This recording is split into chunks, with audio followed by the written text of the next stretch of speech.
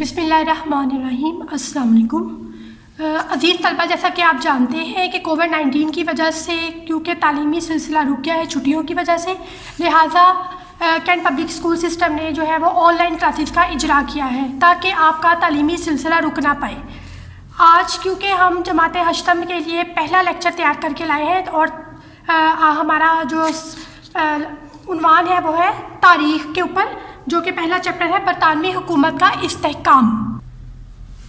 جی، East India company کا قیام، کیونکہ پہلا ہمارا جو ٹاپک ہے وہ یہ ہے کہ بر صغیر میں ایسٹ انڈیا کمپنی کا قیام کیا تھا۔ بر صغیر پاک و ہند میں انگریزوں کی آمد سے پہلے عرب تاجر یہاں تجارت کے لیے آتے جاتے رہتے تھے اور اپنا تجارتی سامان بیچ کر یہاں سے مقامی اشیاء خرید کر واپس جاتے تھے۔ اس تجارت میں ان کو کافی نفع ہوتا تھا۔ عرب تاجر برصغیر کا سامان تجارت کی غرض سے یورپ بھی لے کر جاتے تھے۔ اس طرح ان کے تعلقات یورپ کے ساتھ بھی اچھے اور خوشگوار ہو گئے تھے۔ یورپی تاجروں کے دل میں یہ خواہش پیدا ہوئی کہ وہ برصغیر کا تجارتی مال اپنے طور پر بیچیں۔ سب سے پہلے پرتگیزی تاجروں نے یہاں کا رخ کیا اور تجارت میں خوب نفع کمایا۔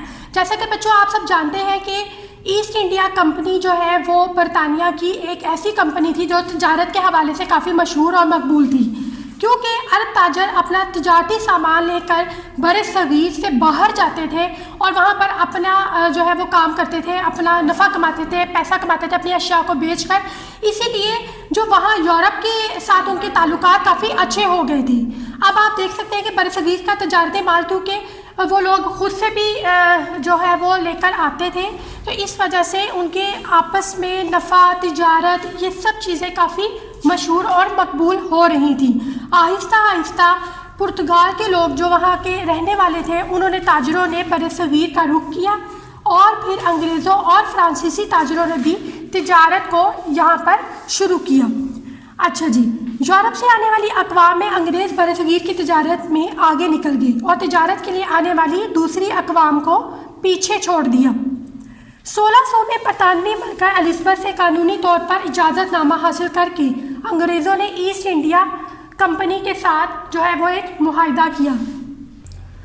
اب برطانیہ میں کیونکہ ایسٹ انڈیا کمپنی نے اپنا مال جو ہے فروخت کرنا شروع کیا اور تجارت کی غرض سے وہ برصغیر آئے، مگر انتظامی اور تعلیمی زوال کے باعث انہوں نے رفتہ رفتہ برصغیر پر قبضہ کرنا شروع کر دیا۔ ایسٹ انڈیا کمپنی اور مغلیہ دور حکومت، جیسا کہ بچوں آپ جانتے ہیں کہ نور الدین محمد جہانگیر جو کہ مغل شہنشاہ تھے، انہوں نے کمپنی کو بہت سی برات دی اور بہت سارے تجارتی ٹیکس بھی معاف کر دیے، جس سے انگریز بہت خوش ہوئے۔ اب ان کو تجارت میں زیادہ فائدہ نظر آنے لگا اور انہوں نے تجارتی کوٹھیاں قائم کی۔ جب شاہ جہاں کا دور شروع ہوا تو انگریزوں نے کوشش کر کے مزید تجارتی برات جو ہے وہ حاصل کر لی اور ٹیکسوں میں مزید چھوٹ لے لی اور تجارتی مال پر ڈیوٹی کی شرح بھی کم کر لی۔ برصغیر میں مغلوں کی حکومت رفتہ رفتہ بہت کمزور ہوتی گئی، کیونکہ اورنگزیب کے بعد آنے والے بادشاہ کافی کمزور تھے، ان کا سلطنت پر کنٹرول نہ تھا اور انتظامی ذمہ داریاں بھی وہ اچھی طریقے سے انجام نہیں دے پا رہے تھے۔ اس طرح ملک میں اندرونی خلفشار شروع ہو گیا۔ انگریزوں نے ان سیاسی حالات کا پورا فائدہ اٹھایا اور آخری مغل بادشاہ بہادر شاہ ظفر بہت کمزور ثابت ہوا اور انگریزوں کا مقابلہ نہ کر سکا۔ اس طرح 1857 کی جنگ آزادی کے بعد انگریز پورے برصغیر کے حکمران بن گئے۔ اس طرح ہم بچوں یہ دیکھ سکتے ہیں کہ تاریخ میں چونکہ برصغیر کی حکومت جو ہے وہ مسلمانوں کے ہاتھ میں تھی اور بہت زیادہ عرصہ مسلمان بادشاہوں نے اس پر جو ہے وہ راج کیا، لیکن جیسے ہی ایسٹ انڈیا کمپنی نے اپنے قدم جمانا شروع کیے اور انہیں پتہ چلا کہ مغل بادشاہوں میں آپس میں ہی کافی رنجشیں اور کمزوریاں ہیں، تو سیاسی طور پر انہوں نے ان کو پسماندہ کرنے کے لیے مختلف طریقوں سے جو ہے وہ رکاوٹیں حائل کرنا شروع کر دی۔ اور پھر ایک وقت ایسا آیا کہ آخری بادشاہ بہادر شاہ ظفر صرف قید زندان میں اپنی زندگی کے آخری سانس گنتا ہوا چلا گیا۔ اب ایسٹ انڈیا کمپنی کا خاتمہ اور برطانوی حکومت کا قیام کیا تھا؟ جیسا کہ بچوں آپ جانتے ہیں، جنگ آزادی کے بعد 1858 میں ایسٹ انڈیا کمپنی کی حکومت ختم ہو گئی اور برصغیر پر برطانیہ کی حکومت جو ہے وہ قائم کر دی گئی۔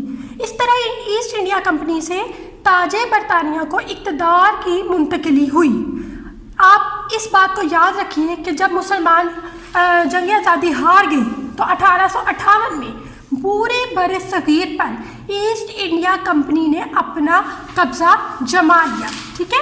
برطانیہ نے بر صغیر پر 90 سال حکومت کی. بہت بڑا عرصہ ہوتا ہے یہ. اور بر صغیر پر انگریز وائسرائے مقرر کیا گیا جس کے پاس تمام اختیارات ہوتے تھے. 1858 میں ایک قانون بنایا گیا جس کے تحت لارڈ کیننگ بر صغیر کا پہلے وائسرائے تھا اور اس نے الہ آباد میں ایک شاہی دربار منعقد کیا جس میں برطانوی ملکہ وکٹوریہ کا اعلان پڑھ کر سنایا گیا. اس اعلان کے اہم نکات مندرجہ ذیل ہیں. نمبر 1، تمام لوگوں کو معاف کر دیا جائے گا سوائے ان کے جنہوں نے جنگ میں انگریزوں کی مخالفت کی. نمبر 2، آئندہ قوانین بناتے وقت برصغیر کے لوگوں کی مذہبی اور سماجی رسومات اور روایات کا پورا خیال رکھا جائے گا. کسی شخص کے ساتھ محض رنگ، نسل، مذہب اور قومیت کی بنیاد پر امتیازی سلوک نہیں کیا جائے گا. نمبر 3، قابلیت، تعلیم اور کردار کی بنا پر سرکاری ملازمت دی جائے گی. نمبر 4، حکومت کسی شخص کی آبائی وراثت میں مداخلت نہیں کرے گی. اگر حکومت کے ذریعے واجبات کی ادائیگی کی جائے گی تو حکومت اس جائیداد کی مکمل حفاظت کرے گی. نمبر 5، حکومت کسی بھی فرد کے مذہبی معاملات میں مداخلت نہیں کرے گی. اور آخری اس کا جو نقطہ نظر تھا وہ یہ تھا کہ آئندہ کسی ریاست کو برطانوی مقبوضات میں شامل نہیں کیا جائے گا.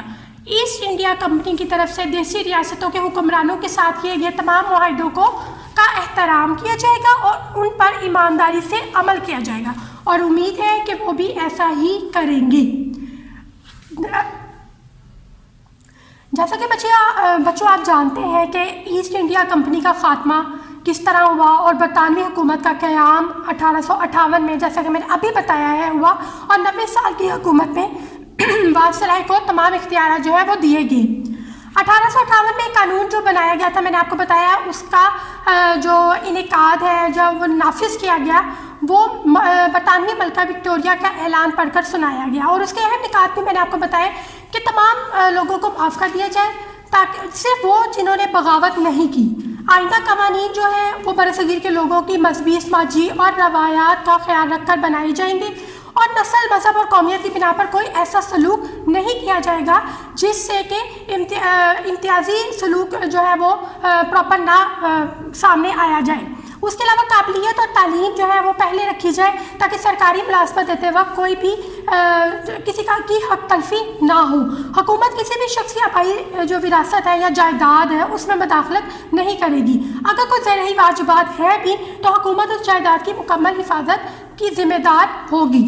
حکومت کسی بھی فرد کے مذہبی معاملات میں دخل اندازی نہیں کرے گی. اگر کوئی انسان جس طرح اس کا عقائد ہے جس طرح اس کے طور طریقے ہیں مذہبی اس کے مطابق وہ اپنی زندگی گزارنے کا مکمل جو ہے وہ اس کو مجاز حاصل ہے.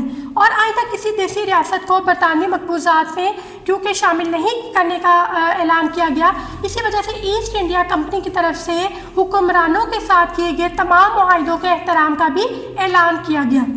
اب کیونکہ بچوں آپ جانتے ہیں کہ تاریخ ہماری مغلیہ سلطنت سے شروع ہوتی ہوئی برطانوی حکومت تک منتقل ہوئی اور اس کے بعد پھر قیام پاکستان کا جو ہے وہ عمل سامنے آیا.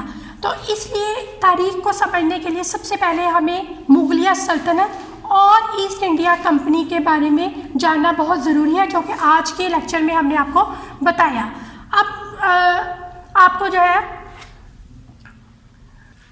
امید ہے طلبہ جو آج آپ کو سبق پڑھایا گیا ہے وہ آپ کو اچھی طرح سے سمجھ آ گیا ہوگا اور اب ہم اس کے مختصر سوالات کا جائزہ لیں گے.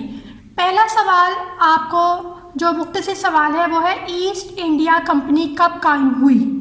تو اس کا جواب ہے 1600 میں برطانوی ملکہ الزبتھ سے قانونی اجازت نامہ حاصل کر کے انگریزوں نے ایسٹ انڈیا کمپنی کی بنیاد رکھی جس کا اصل مقصد برصغیر سے تجارت کرنا تھا. ٹھیک ہے، میں دوبارہ ریپیٹ کر دیتی ہوں.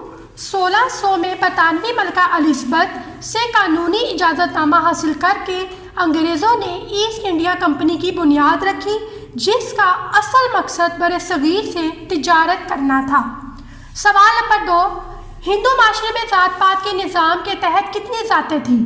تو جواب ہے ब्राह्मण, कश्तरी, वेश और शूद्र 4 ज़ातें थीं। सवाल नंबर 3, जुदागाना इंतखाब किसे कहते हैं? जवाब है मज़हब की बुनियाद पर नुमाइंदों के इंतखाब को जुदागाना इंतखाब या जुदागाना नियाबत कहते हैं।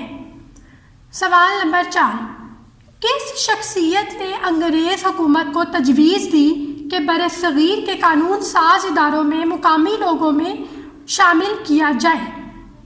तो जवाब है सर सैयद अहमद ख़ान ने अंग्रेज़ हुकूमत को तजवीज़ दी कि बरसगीर के कानून साज इदारों में मुकामी लोगों को शामिल किया जाए। उम्मीद है बच्चों आज का होमवर्क आपने नोट डाउन कर लिया होगा। आप इसको अपनी कॉपीज़ पर नोट डाउन कर लें और याद अच्छी तरह से कर लें, ठीक है। इंशाअल्लाह ताला हम अगले लेक्चर में आपको मज़ीद इससे आगे समझाएंगे और बताएंगे। तब तक अपना ख्याल रखें। अल्लाह हाफिज़। अस्सलाम वालेकुम।